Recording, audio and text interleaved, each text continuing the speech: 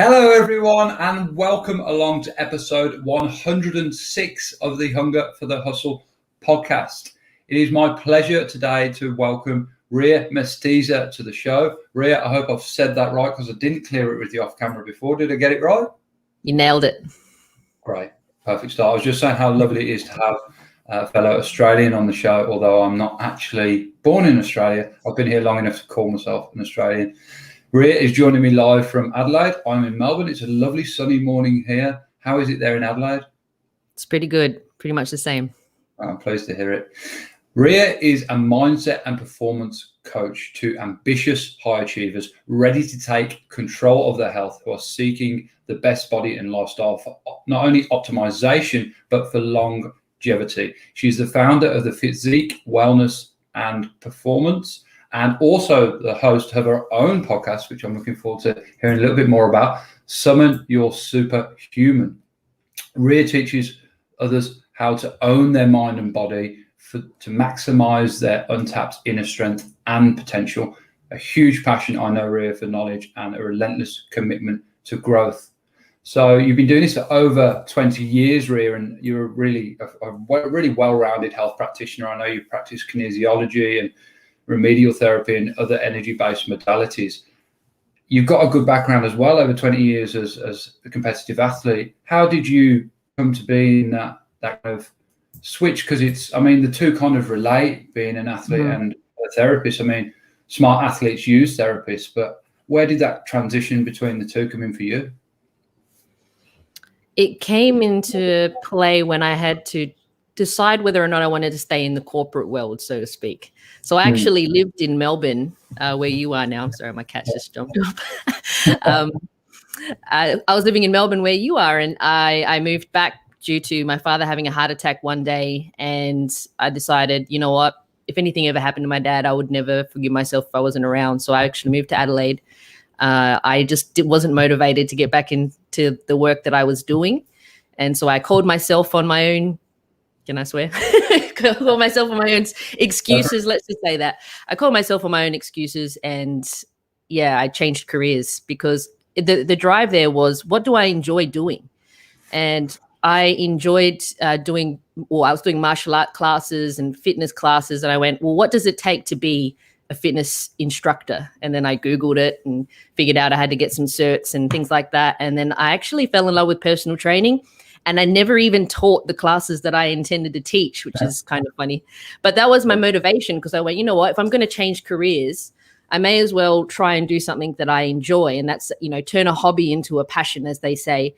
And that's sort of how it happened. I've always been competitive in sports, dancing, everything. So to be able to make a career out of it was, the next stage for me.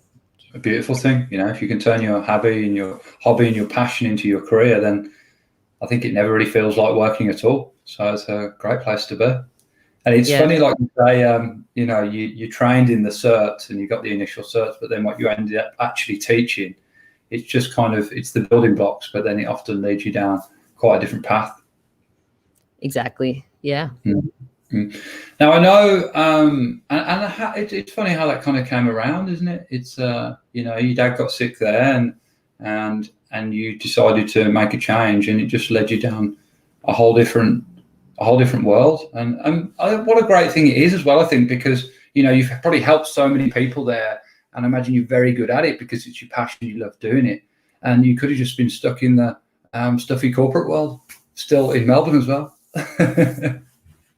Don't get me wrong, I loved it. I honestly, I did. But I don't think I slept. I don't think I slept much, because it was, corporate by day, and then it was the club scene by night, So right. I was a very, very busy young lady, and, I loved it. It was fun. But when I moved back here, I went, what else can I do? And I honestly had no idea what I was getting myself in for. And as you say, you sort of just evolve as things happen, and every certification and every next level or layer to how I show up as a professional has come out of life experiences and things like that. So just go with the flow.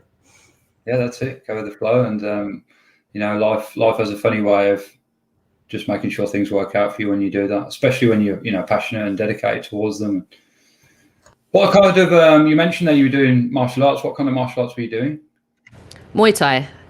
Muay Thai. Oh, that's a tough one. Knees and elbows. Oh, they're all awesome. I loved boxing and kickboxing, but when you add in knees and elbows, it just makes it even more fun. Yeah, and even more dangerous as well. Yeah. So what's been kind of, you've had, I know you've got the podcast, you've got the Fitsique, which I love that word, Fitsique. I kind of had to get my tongue around that and my head around that. I looked at it for a few times, but it's a challenging thing, running business, and I'm sure you'd be used to challenges, particularly coming from that corporate environment, and no doubt there's some lessons that you took there as you went forward into your own business and career. But what are some of the biggest challenges you've come up against? I think initially I call it naivety, having been an employee for most of my life, and then all of a sudden you're running your own business. I think I underestimated how hard that was going to be. And so, easy said, the first 3 years were actually quite difficult in terms of wrapping my head around, the work itself was easy, but it was, all the administrative, the financial, the everything else that you had to get adjusted to. And I'm well, not anymore, but I would say back then I was very big on like, I'll get it done. I'll do it myself. I'll figure out a way. And, I've always managed to do things that way. And, probably the biggest challenge for me, and not to say it because, I'm sure she's probably going to listen to this, but in 2015, my best friend, she got diagnosed with cancer, and we were living together at the time. And it was a big challenging year because we only really had each other. And so I kind of went from being, a solopreneur to a single mom, kind of, really is the only thing I can think about it. And that's why I think I have so much empathy for my mother clients now, because I really have had to understand what it's like to live your life around someone else's needs. And when people ask her about that year and they're like, wow, that was a really tough year for you, wasn't it? And she said, you know what? I was drugged up most of the time.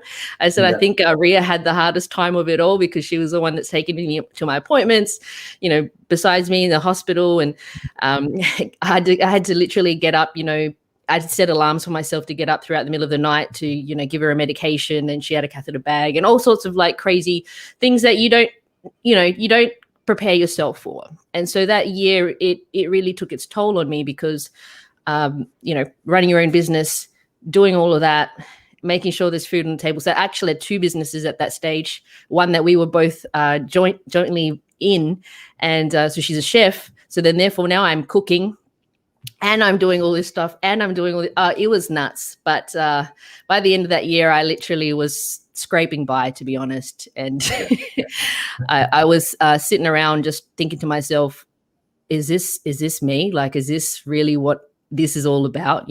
Every year my dad's always gone to me, how'd you go financially? And I was like, oh, yeah, a little bit better every year. And he's like, it's not too late. Like, you want to get back into the corporate work, to find yourself a good job and just settle in. And, and I was like, nah, I love this too much. Like, I have to make this work. There's just no way. Yeah. So you started out as personal training, and how did you get to? Actually, I think it'd be really good for the audience. A lot of people might have heard of kinesiology, but might not have any idea what it is. It's a beautiful sounding word. I really like the word. But do you want to give a bit more of a background of what it is, and then perhaps how you kind of got into it? Yeah. Well, I would say I would have to give props to Bob Gill, Dr. Bob Gill. He's a chiropractor in the US. And he came down and he taught, he's taught many times, applied muscle testing. And that was my introduction to kinesiology, that type of practice where you can really check in and from a biofeedback perspective, check in on all the acupressure points. I mean, there are over 9,000, but his framework was more like, these are the main ones that we want to check, because obviously we can't spend 3 hours working on people. So this is how you check in. You can check in on people's thyroid, gastrointestinal health, mitochondria, kidney, liver, all of the important things, and also things like cognitive health, whether they're vitamin D deficient, magnesium, zinc, all of the main, pillars and things that you want to check in for, and then also how to fine tune when you're working with a client to take the guesswork out and be like, okay, well, instead of just guessing and assuming that the next protocol for us to do is, we're going to put you on this diet, or we're going to try this and eliminate these foods. And I'm like, let's just check in with your body and let your body tell us what it wants.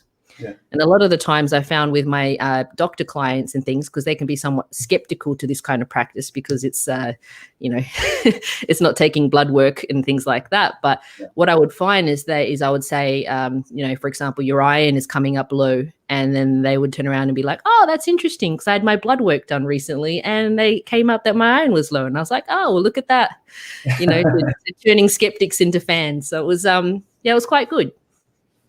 Yeah, no, that's great. And I think that it pairs well, doesn't it? If you're into a healthy mind and a healthy body, it pairs well to be tuning into your body and listening to what it's telling you. Yeah, of course you can, like you said, get the blood work done and get all the more, let's say, kind of clinical end of the stats done. But I think just listening and being in tune with your body and staying connected to it is a really important thing. And the kind of the mind, muscle, and body connection, and having an awareness of the both, particularly as an athlete. I know that's, it can be a very, very hard thing to do, being an athlete, especially when it's something you do full time. And a lot of athletes, I think a lot of people, and the Olympics highlighted this a bit more recently, a lot of people who were there at the Olympics, you see them and they've been training for 4 years to get to this point, but a lot of them have regular day jobs as well. It's not something that pays you a full-time wage very often until you perhaps get to a really good level of sponsorship, unless you're really at the top of your game. I know they do get, in some countries, I was amazed to find out that they get the jackpots they kind of get for coming first. Some of them get huge payouts, particularly I think some of the American, I think the America was kind of the top payouts of that. I think China was pretty good as well, but yeah, it's it's a really well-rounded person you have to be to keep it going and keep at top of your game, and that involves, I think it can definitely involve as the world has evolved to accepting more holistic therapies now and energy-based modalities, whereas it used to be just like, here's the problem, take the pill and you'll be fine. When actually there's probably a lot of back-end stuff that comes with that and other problems it leads to, particularly of using prescription drugs over a long period of time. So yeah, I'm super into what you're doing, and I think it's great, and particularly you see a lot more of it happening, which is fantastic. I love that it's become more of the new norm now. Well, it used to be the norm, right? Holistic therapies and practices way before, all plethora of prescription drugs came in. And there's a whole kind of reason why people, brought a lot of that in, as well as wanting to fix people. It was a lot of people wanting to get quite rich and did get quite rich off it. But that's what, before all that, that's what it was. So it's kind of, I think it's really interesting how it's come back full circle to people, just regular people who don't have, doctorate degrees and things like that, really have a love and interest for health and good energy of the mind and body and the soul, and go into depths like you have to become qualified in doing that, and then applying that to, other people, whether that be just at that initial level or people that you're already training in fitness. All of them gel together in a really healthy way to make you ultimately what we all want to be, right? We all want to be healthy of the mind and body and live the longest life we can.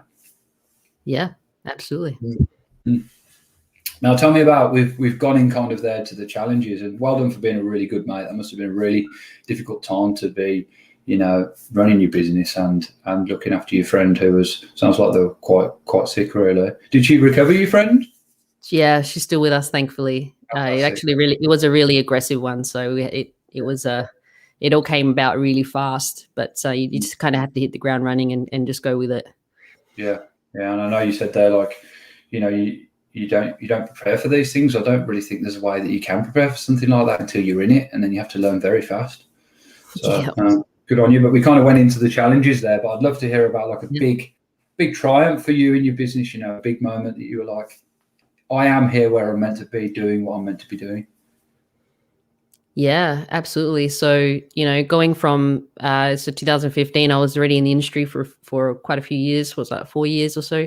And I wasn't feeling successful, if you know what I mean. And it's like having a year where I was just really scraping by and just making ends meet. And that was when I was sitting there evaluating, okay, what am I doing? Like, what is going on?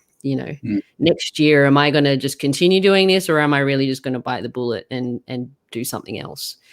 And I kid you not, my phone rang, and I was out to lunch, and my phone rang, and it was a mentor of mine I'd done some work with. He'd helped me with some comp prep, and he was someone that I'd always wanted to learn from, but that was just not something that he was offering at that stage. And he called me, and I was like, "Hey, what's going on?" And he's like, "Hey, look, I'm thinking about doing this mentorship program next year. And you were the first person that came to my mind. And what do you think? Like, are you keen on?" Because I was already living back in Adelaide, and this was in Melbourne. He goes, "How do you feel about coming to Melbourne every couple of months? Do some intensives and all this sort of stuff for the entire year?" And I was like, whew, all right, cool. Like that. I mean, it sounds amazing, and I'm just waiting to find out how much the investment is going to be. Yeah, that's often the thing, right, with these things. And I kid you not, like I actually was just starting to put money back on my credit card because I'd started to kind of tap into that realm, and I'm like, yes, I'm getting back on my feet. I've put $500 on my credit card today. I'm taking myself to lunch, and he calls me up, and he's like, "All right, so the investment's going to be $20,000," and I'm like, okay. I said, I can't, I don't know how I'm going to be able to pay you that. And he goes, "Look, you can, put a down payment now." I said, "Well, how much do you need down payment?" He goes, "Oh, 500, we'll do it." And I went, "Well, if I'm funny in that, I just put 500 on my credit card." So, I was like, "Well, here you go. Yeah, take that out." And then I went, "You know what? I don't have it, but I'm going to figure out how I'm going to get it."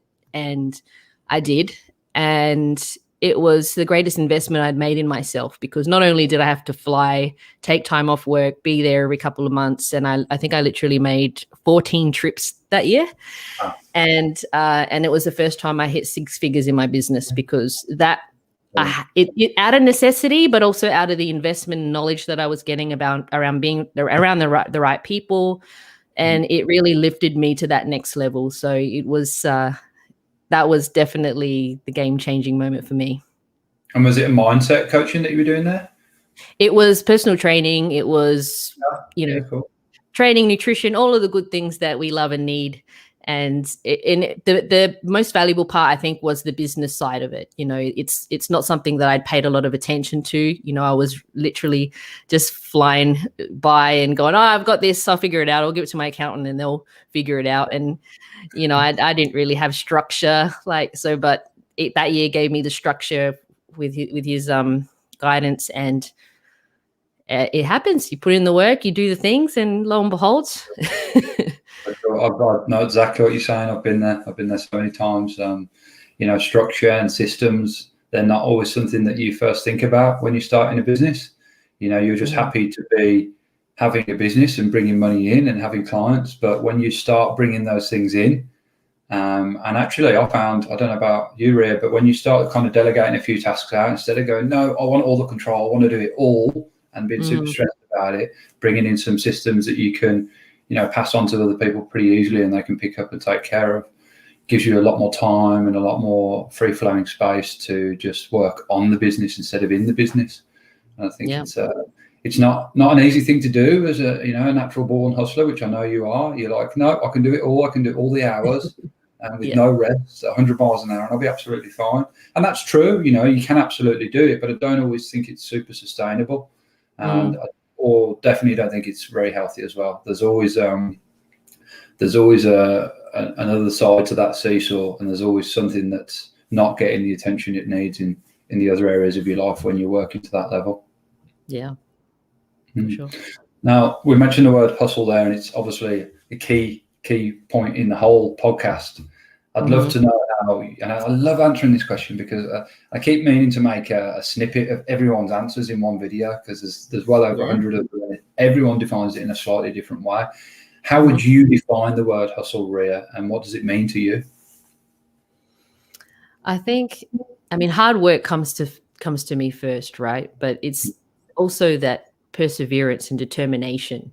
You know, it's just not quitting, taking action, not quitting. You know, you don't fail unless you actually quit. So if you just keep persevering and you keep pushing and getting up when you fall and trying again, that's what hustling means to me. It's just keep going, don't stop. Yeah. Fall down 100 times, get up 101. Just keep going. Yeah, just keep going. And I know, look, you know, on the going a bit off script here, but on the subject of keeping going and challenges, you know, you actually, when you were bodybuilding once, you had a ovarian cyst burst at the time, and you didn't quit there. You know, great example. You actually carried on competing.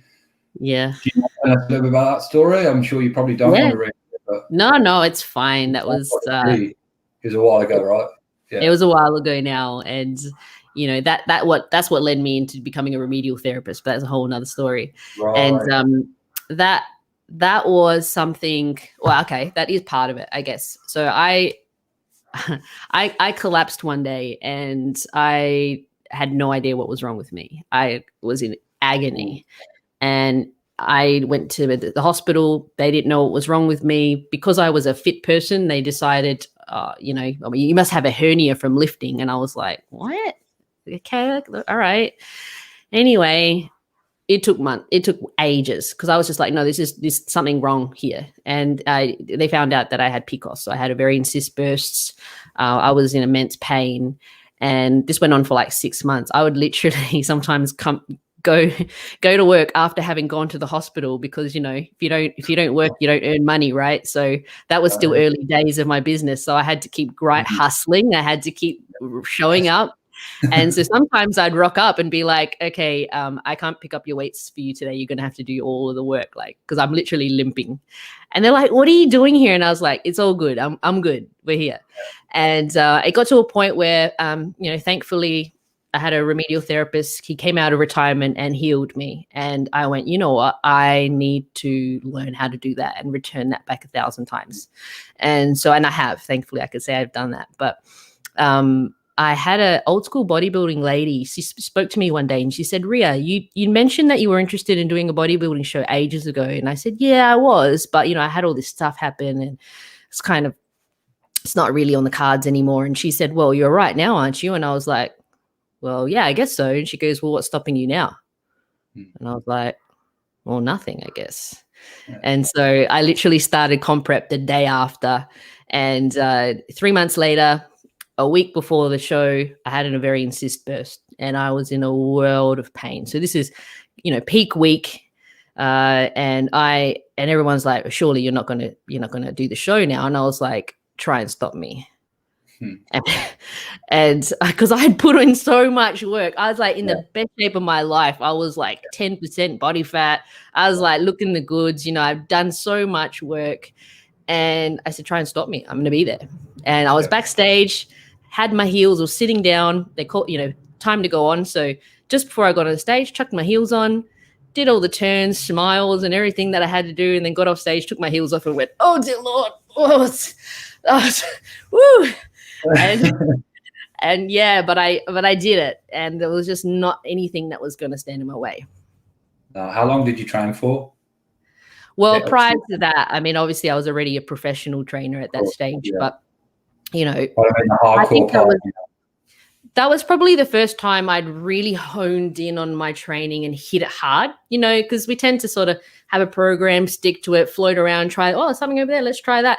And then, you know, all sorts of different things. So I don't think I had consistency in bodybuilding training per se. I loved weight training. I did all sorts of different types and ways. And that was the first time I really like hit the splits. You know, I did split training. I did everything that I needed to do 100%. And I think that's really why I was like, there's no way I'm not getting on that stage. No, there's no way. Like, it's, you know, I know a lot of people have competed in bodybuilding that last week before you prep. I mean, you're not in a super healthy state anyway. you're regularly kind of malnourished, you're regularly dehydrated. It's not a sustainable place for your body to be in for too long. But yeah, you just good on you for actually going through it. That must have been really difficult, but I can also appreciate at the same time how I have to put in that amount of work in so many areas and such a transformation that it would have almost in a way all been for nothing if you didn't compete in the competition. Yeah. Admittedly, that I booked myself in to do 4 shows that season, and that first show I didn't place. And I don't think it's because of that. I mean, I don't think my presentation was up to scratch that day in terms of how I posed and my lack of preparation of that. And but I like really hustled into my posing because I knew my body was where I wanted it to be, and then now I needed to just focus on how I presented that on stage, and then I placed every comp after that. So yeah, no, that's fantastic. Sometimes you got to do the first one. It's just a learning process, right? Yeah, anyone would be amazed to place at the first bodybuilding competition. Definitely. Yeah, and it's a great thing to take forward. Yeah, you just think about that. That old lady that came up to you, kind of the old school bodybuilding type. I know the type. I know the type for sure. And you perhaps would have never gone down that road if it hadn't have been someone who kind of said to you, you're good enough to do it right now. And you're like, well, yeah, I didn't really think, but yeah, I guess I am. And it leads you down a whole path of exploration. And there's so much to be learned from bodybuilding, not just in the physical but in the mental as well. It's so good for your discipline, so good for your discipline. And then you can apply that to different areas of your life, right? You can definitely apply the discipline you've learned in fitness to business, even if it's just focusing on one thing at a time and blocking other stuff out. It's like your friends want to go out drinking, they're going out to this restaurant which tastes really good, but it just doesn't align with what you're doing. And then I kind of think times I've applied that is exactly the same. It's like I've got to get this campaign done, this marketing done, etc. And again, my friends are going out to eat or out to drink, or there's always seems like there's something trying to snatch your energy or distract you. And I'm someone who gets pretty easily distracted, so it's something I battle against a lot. It's a lot of do not disturb going on. I feel like I need a sign on my door sometimes. But I'm sure I'm kind of digressing a bit there, but I'm sure you're with me, right? Discipline is a great thing to have and apply to different areas. That's why I love bodybuilding so much. It's evolved a lot over the years, and I'm definitely old school bodybuilder at heart. Having been like a 12-year-old girl who would rather read, Flex magazine than, whatever female bodybuilding magazine there was at the time. And I'm like, no, I want to read about Arnold and, Flex and all all the old school bodybuilders. I really appreciated that from a young age. And so, it took was that belief in that woman to be like, look, I know you can do it. Nothing's stopping you now. For real. Good mentor, good coach. And I think bodybuilding, you're right, has changed a lot, particularly from the 80s. But what hasn't changed is a lot of those old school gyms. They're really still around, and there's still some good ones in Melbourne. I don't know if you've ever trained at a gym called Body World in south side of Melbourne. It's all like blue and it's really old school. I know the one. All the weights are in pounds. Loads of pictures plastered of Arnie all over the walls. It's a really old school place, but super good community.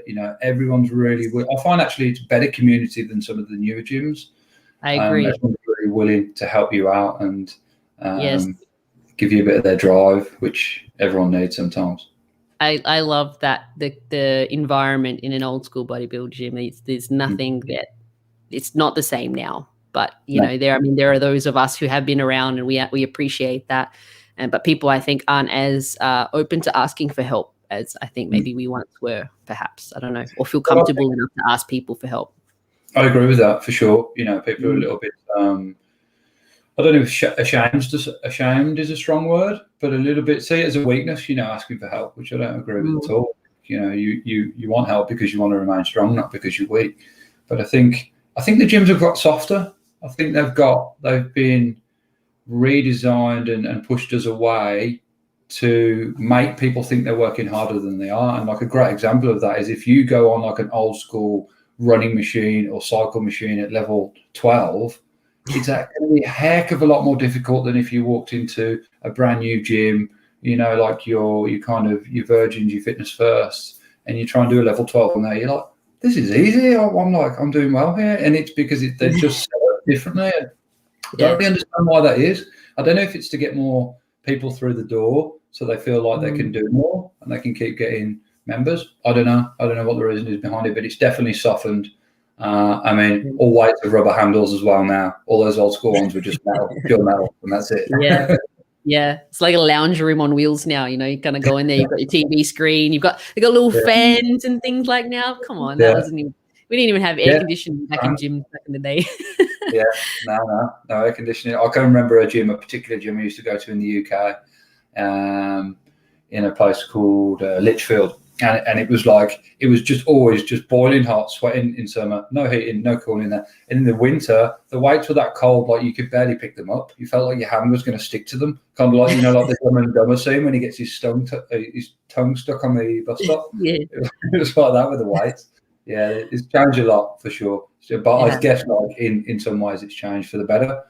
And I hope those gyms always keep going. Those old school gyms always keep going, because they're the kind of place, if you want motivation, you just look at the kind of decor and the walls around you and you get it straight away, and it pushes you to go just that little bit harder. Yeah. I mean, I always train at Doherty's when I come to Melbourne because that's that same sort of feel for me. You know, I look around. Sorry? I've never tried. You haven't? No. All right. Yeah, well, they've got me all the old school bodybuilders in there, and I've met a lot of them there during, you know, when I used to come compete. I competed at Arnold Classic and things like that. So it's just like the big Olympia, you know, experience basically in Melbourne. So it's great. Arnold Classic's a great show, isn't it? Yeah. Yeah. If anyone listening is probably the Arnold Classic hasn't been for a while now because of events, right? But Arnold Classic's a great bodybuilding show that encompasses it's almost like a mini Olympics. I reckon it's got every kind of, when you say every kind of sport, it has everything from chess to kickboxing, you know, as well as weightlifting competitions there, and he does it all around the world. And I remember the first one I went to, they hadn't it was still quite small scale, and they did like a one-on-one between Tony Doherty, who has Doherty Gyms, and Arnold, and it was just like them two chatting on the stage, and we're only like 6 or 10 feet away. I was like, this is amazing. And it was really low cost of entry. And there was only a couple of hundred people in the room. Changed after that. I think they marketed it a bit better after that. But no, great show. And Doherty's Gym, I haven't trained there, but I've heard it's a great place to get down and meet some of the old school bodybuilders, particularly when the Arnold Classic's on. Yeah, absolutely. Yeah. Got Paul Brinner, one of my friends, and an old guest on the show, Paul Brinner, in the comments. I think he's hearing us and appreciating that gyms have definitely softened up. Yeah. So if you had to start, let's just say you had to, for some reason, you had to start all over again tomorrow, Ria, is there anything with regards to business, not just like life itself, would there be something that you did dramatically different in the way that you started or ran your business? As I am now, I would say I would change nothing, because obviously everything I went through, you know, is the reason why I'm here and who I am today. But if I had to try to speak to Ria that was starting and I could give her just a bit of word of wisdom, I would say to her, don't be afraid to ask for help. Because I was too in my head, or, you know, maybe let's call it ego. You know, I can do this. I can work it out. You know, I always do, always can. But if I had just asked for help earlier, if I had sought mentorship earlier, I don't know why that was the only time I hadn't really followed my own advice. Like my whole life, I'd always sought to the expert in whatever I wanted to learn. You know, when I was fascinated with I loved DJing, and so I went to learn from, you know, DMC champion. And, you know, when I wanted to learn about mindset, like I was learning from Tony Robbins. You know, it's like, why didn't I do that? Just because I was starting, I thought it was easy. I thought I could do it. And now I see it in other trainers. Now I see them and I'm like, oh, I've got this. I don't need to ask you help. Like, I was like, look, my door's always open. You know, you can always ask me help if you want. No, I'm all right. I'm all good. And so I think the only advice I'd really give myself is to find the person who is where you want to be and seek that seek that help, seek that coaching ASAP, because it will get you the results faster. We know this. Yeah, for sure. Right. Yeah, like you've highlighted it there really well. You know, you wanted to get into DJing, you learn from the best. You wanted to get into mindset, you learn from the best. That, like, take a look at what the best people have done in the field, study them hard. Nothing wrong with copying what they've done in your own way, applying that, and it's going to take you leaps and bounds. You're going to get there leaps and bounds quicker than trying to reinvent your own way. Particularly, I think, you know, the times that we're in have changed a bit, but the methods in which you can apply things like mindset and DJing, it's, you know, it changes, but it's always the way. Always like the best. The old school ways are the best, yeah. Which I think it's kind of become a bit of a theme in this podcast now. We've found the old school ways are the best, right? I love old school. Need to retitle it. Need to retitle the whole thing. It's as simple as that. The old school ways are the best. So study the people that have been doing it the longest. Apply some of the things that they've done, and you're going to get there a lot faster. I agree with that. Yeah. So what's kind of next for Ria Mestiza? I know there's a couple of things you're working on in the background. I'd love to hear about them, and kind of where's the business heading for you? What are your goals and aspirations for it in the future? Yeah, absolutely. So obviously the majority of my career in this field has been as an in-person coach, as an in-person practitioner, and I pride myself on that. And I'm like, I don't need to be online. Don't be silly. You know, I can just do my thing here. Word of mouth. It's all good. I'm fine. And then last year happened, now everything. And so online is obviously where I'm heading more towards. I mean, look what we're doing right now. I wouldn't have been doing this, you know, a couple of years ago. So that's definitely the space. That's the world. And you know, having said that, fortunately and unfortunately, but it was an expensive but valuable lesson, is in the end of 2019, I'd hired a trainer to work for me because I thought that that's what I wanted to do to expand my business, is I'll hire a trainer for me. I can help more people through her, you know, great. And that kind of didn't work out, not because of me. I mean, I can't say I didn't try, you know, but at the end of the day, I think that that's not really what she truly wanted. And it was putting a lot more pressure on her and myself, and having less time. And then I realized I didn't want to hire someone. Like, I don't actually want to hire a trainer. I don't want another trainer working for me. I just need to figure out how I can give more me to people. And so that's where the online world comes into play. And so with the podcast, I've been loving sharing information with people and meeting people like yourself where we can chat, but it's also a valuable insight. You know, it's like people get to listen in on our conversation and take some gems away and apply it into their own life somehow. And so online, courses is where I'm going next. And creating a group community where I can help people on more of a scale rather than just one-on-one. Obviously, I'm still going to do one-on-one. I love it. I love in-person, always will do it. And but, you know, being able to help and more people is where I want to be. Yeah, and online, I thought we were going to go a whole episode without mentioning anything about lockdowns or COVID, but you said it. I know, sorry. It's all good. It's fun. It's a way, isn't it, essentially, of very quickly going from one-on-one to one-to-many training online. And I think there was a lot of pushback against it at first, I think, particularly in the world of fitness, with the way that gyms open and close and bounce around, and people are just like, I'll just wait till the gym opens again. I know that myself from firsthand, but, you know, there's no reason at all why you can't train just as hard at home. It just requires a little bit more motivation and a little bit more get up and go. You know, to facilitate that at the other end. It's a great thing to do. You know, it's a great thing to do, and it's a way of actually dividing, because everyone only has 24 hours, but it's a way of dividing your time better to more people at the same time, and actually creating a little bit of community around that where people can hold each other accountable and support each other. So you reckon you're going to be leaning more towards that? Yeah. Training? Yeah, definitely. I mean, look, I'm always going to do what I do to some degree, but I've already I've decided to limit it to a way, because it if anything, it just helped me reevaluate how hard or how many hours a day really, because I mean, like you said before, you comes to a point like how what output is realistic for long periods of time until you really hit the wall. And so I that's what I'd set for myself. I'm not going to do that to myself again. I'm not going to be working early morning to late at night, and and everything else that we have to do outside of that, which people don't realize most of the time.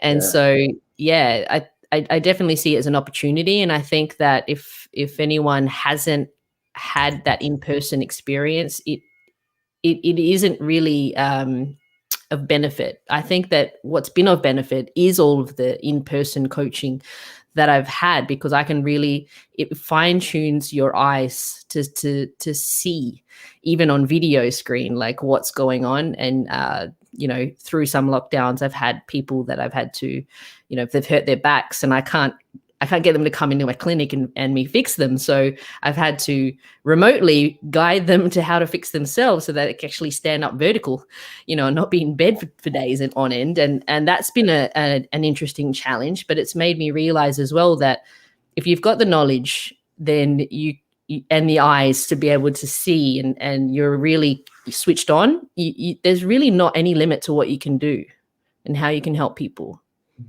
Yeah, I think so. And also in that, it's really interesting, the example you gave there, helping the person out at the back. You've then passed that knowledge onto them in a way that often can be looked back at later, because the thing about like that moment between you and someone else, all you have is the memory. Whereas if you're doing it online, it can be recorded, you can take notes from it, you can watch it as many times as you like. So there's definitely some pluses that come out of, there's always pluses to be coming out of everything.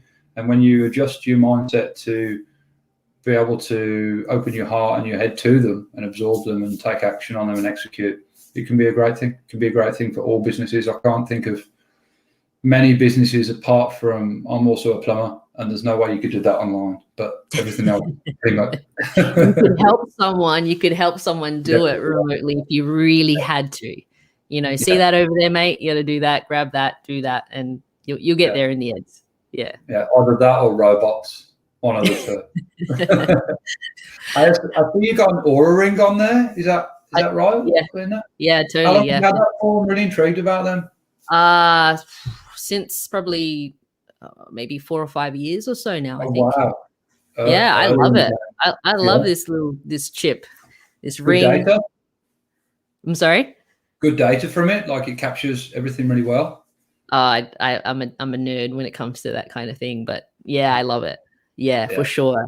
Because it tells you so much, and you learn a lot more about yourself as well. And like, I think the biggest thing it's helped me for is with sleep, and then determining, for one night, let's say last night I'm out for dinner, and then you notice that your heart rate might be a little bit higher that night, when you check in the morning. So your heart rate was elevated, temperature was elevated, and your sleep was somewhat affected. And I'm like, well, then you start to connect the dots. You start to see the patterns in your own body, in your own biology, and how that having a late meal or having a late night sleep or all of these different contributors that affect your sleep. That's probably been the biggest game-changing thing for me in terms of using it. Yeah, I love it.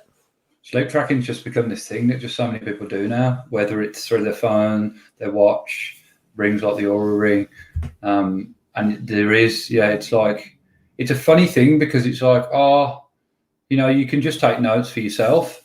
But I think when you've got data that you can look back at and all those different variables that you have there with that, one thing you can really work on making it improve. But one thing I thought with them is like, can you keep it on when you're lifting weights? Do you have to take it off? Like, how does that work out? Can you see how scratched that is? So that's the back. It's supposed to be black, but whatever. But who's looking at the back? Honestly, who's looking at that? So yes, it does get a little bit scratched, but this is a few years old now, so it's bound to happen. Takes a bit of a beating on, yeah. Yeah, but whatever. Then you just get a new one. Yeah. Ria, it's been awesome to meet you. It's been awesome to have a fellow Aussie on the show.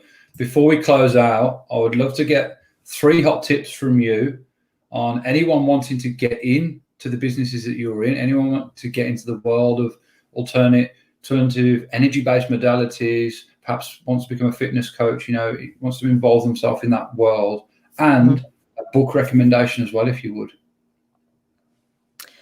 I think the biggest game, so number one, definitely, first and foremost, get you right.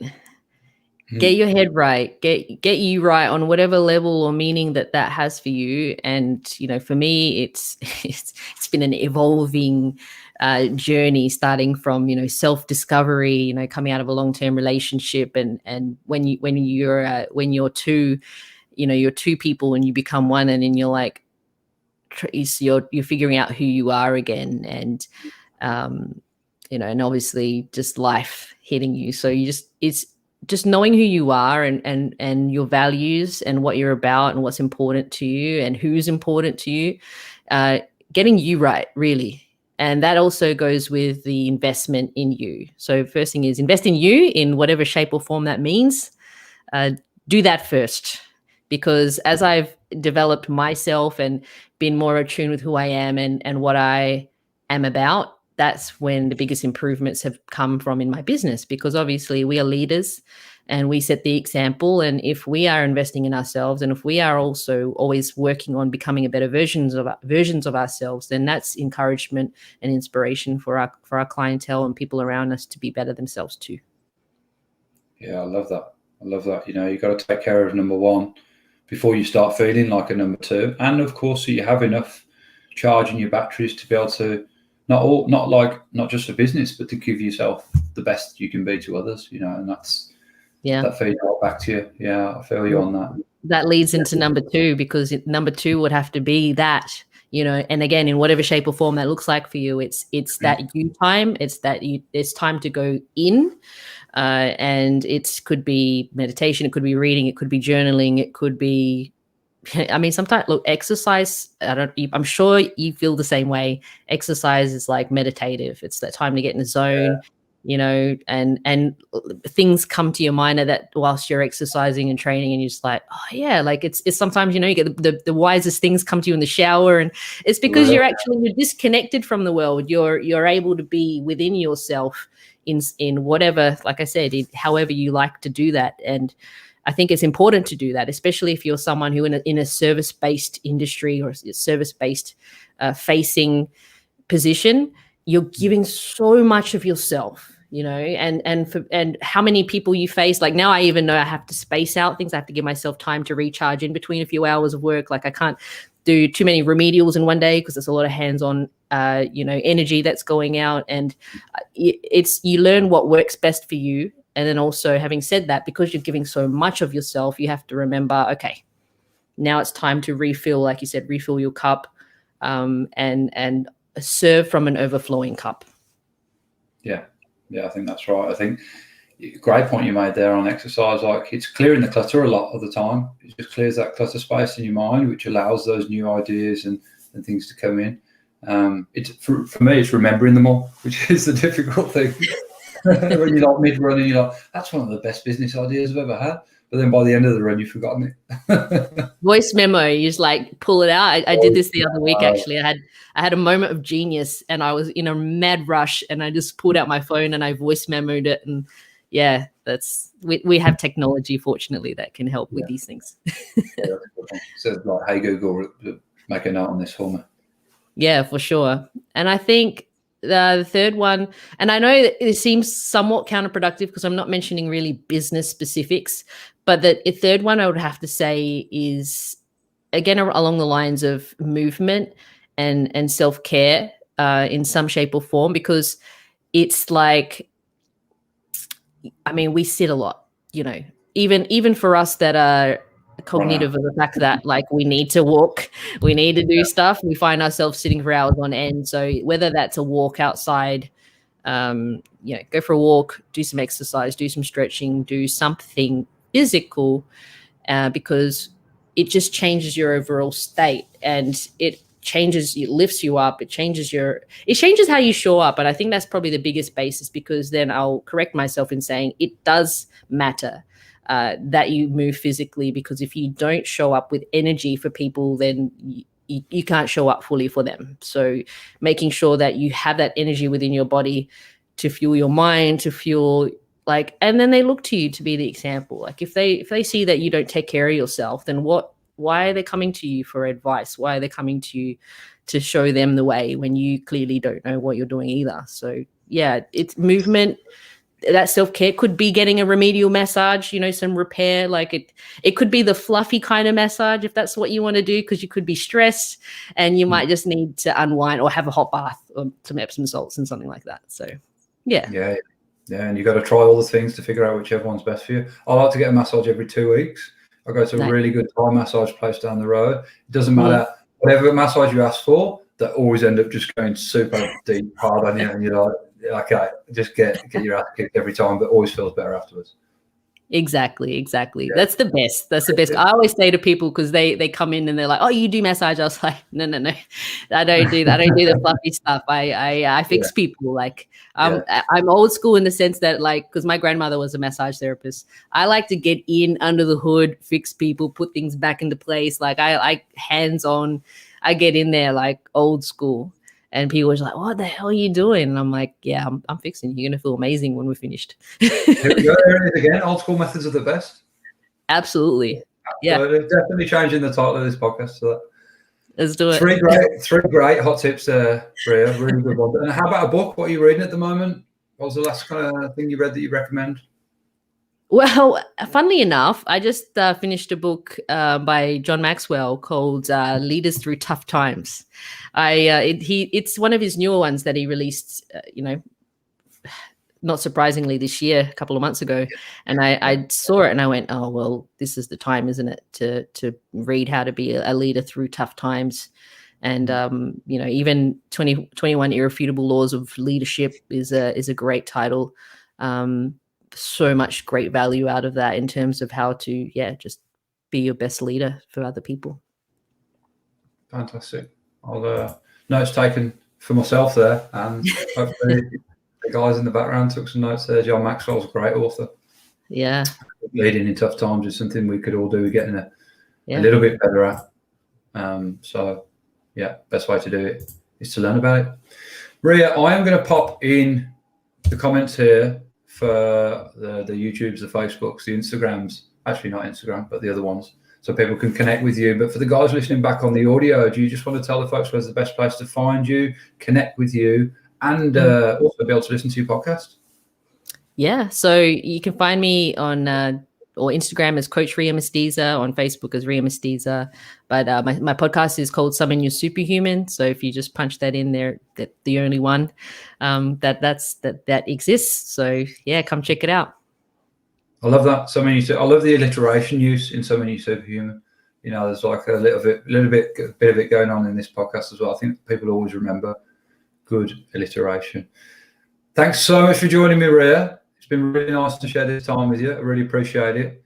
And old school methods are the best for sure. That's what we found out here. We're going to keep them alive. Got to keep them alive. I got to keep them alive. And I think that, to say where else I'm going from here, I think it's just packaging those things to make sure that they stick around, because those things just they don't die, but they'll die with you. And that's what I've learned, that I need to package these things up, because I've worked on people in England and things like that. And they've said, Ria, no one's ever worked with me or worked on me like you have. Like, you need to teach people how to do this. And I was like, I don't know how am I going to do that? But I think that's what I'm going to learn and put it together on how to keep these things alive. I like it. So there's something coming up there. There's another project coming. Hunger for the Hustle is strong with you, Ria. And I love that. So thanks so much for coming on the show, and I hope you enjoy the rest of your weekend, and I hope you folks have enjoyed, you're welcome, the episode, wherever you're listening from, wherever you're watching from. If you got some value, share it with your friends and with your family, and stay hungry, stay happy, stay healthy, and keep on hustling, folks. Thanks very much, Ria.